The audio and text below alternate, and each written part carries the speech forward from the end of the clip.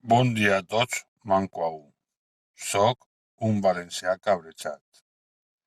Avui vull tornar a traure un tema que ja parli fa unes setmanes, i és l'acord de la ABL en el IEC.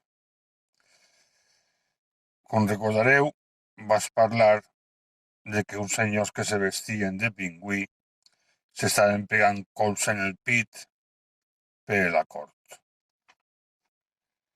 Anunciaren que anaven a presentar una querella i que allò no podia ser.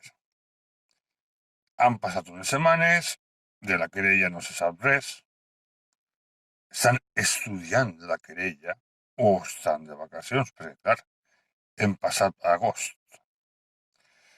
Tot apunta a que van a continuar estudiant. No han estudiat prou, tenen que estudiar més, han estat de vacacions. I jo me pregunte, i per què tenen que estudiar si estava tan clar? Bueno, pues tirant la vista enrere, us dona compte de que l'acord no vulnera la llei de creació de l'ABL. Per tant, presentar una querella són tirar els diners.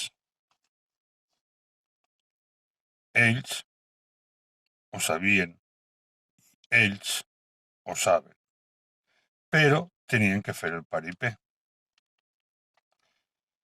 I per què han fet el paripé?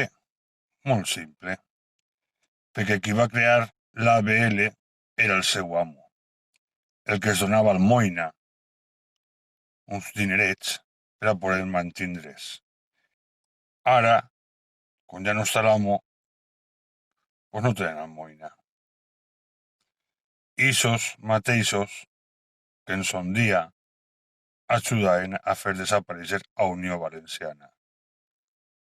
Ixos que en el 98 no obrigueren la boca. Mos diem que estaven folls, que veien fantasmes. Pues els fantasmes ja estan així, senyors. Continuen pegant-se cops en els pits perquè enganyaran uns altres. A mi, no. Vareu ser col·laboradors indispensables en tot este mal. I que voleu continuar enganyant la gent. A mi, no.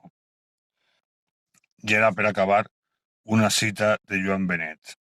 La historia es una dura ferramenta en más pancatalanistes, en la que afonen la cultura valenciana mentre s'inventen un passat i un present sense futur.